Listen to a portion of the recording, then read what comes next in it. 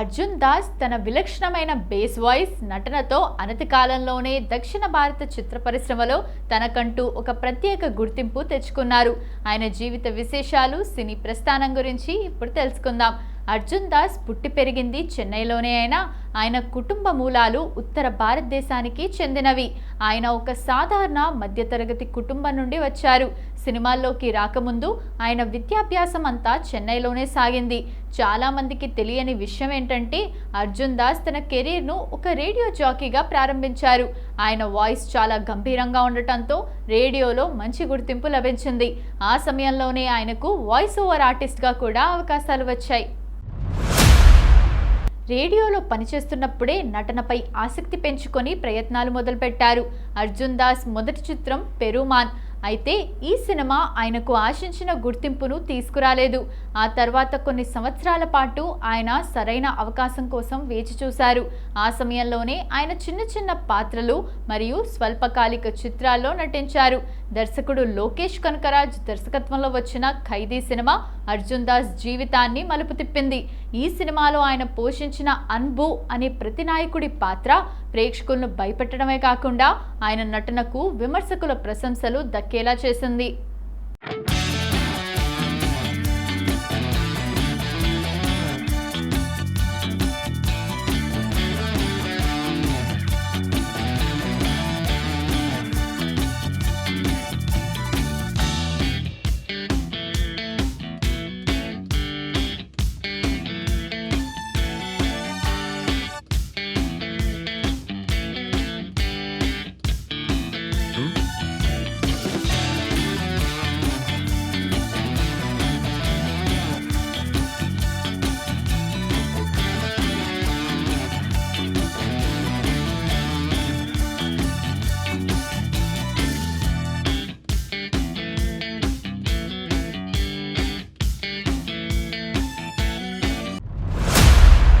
ముఖ్యంగా ఆయన గొంతు, కళ్ళలో కనిపించే తీవ్రత ప్రేక్షకులకు బాగా కనెక్ట్ అయ్యాయి.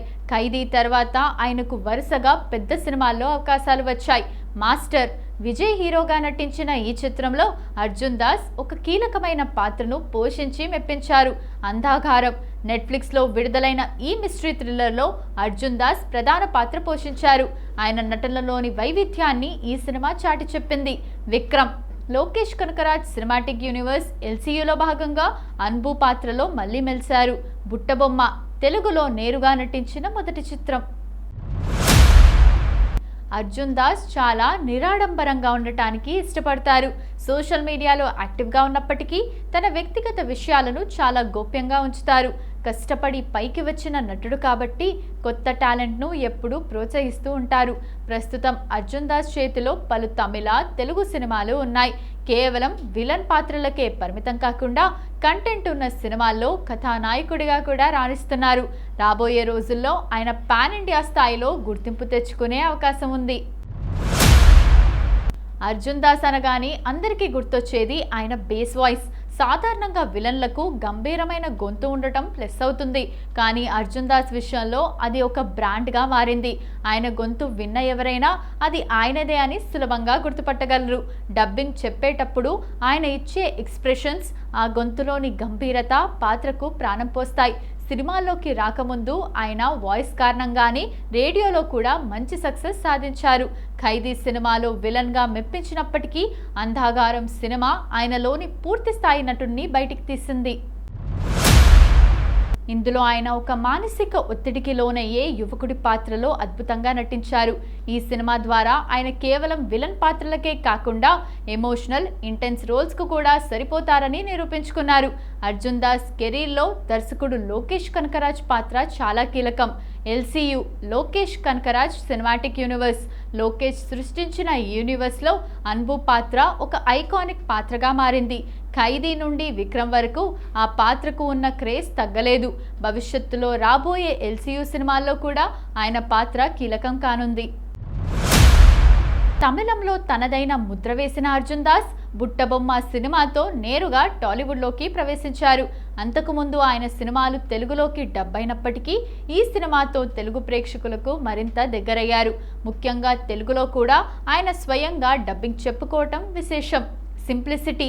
ఆయన చాలా సాదాసీదాగా ఉంటారు. షూటింగ్స్ లేని సమయంలో తన కుటుంబంతో గడపడానికి ఇష్టపడతారు. ఫిట్నెస్.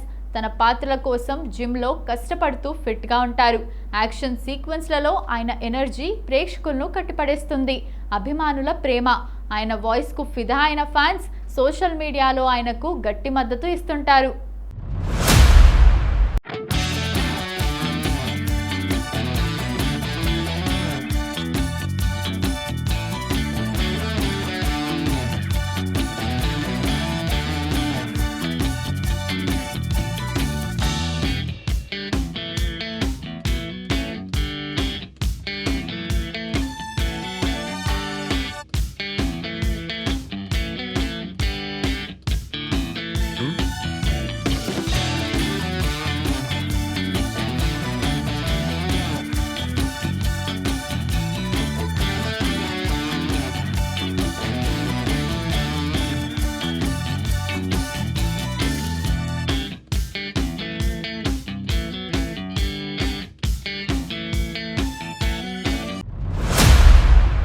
ఆయన నటనకు గాను పలు ప్రతిష్టాత్మకమైన అవార్డులు లభించాయి.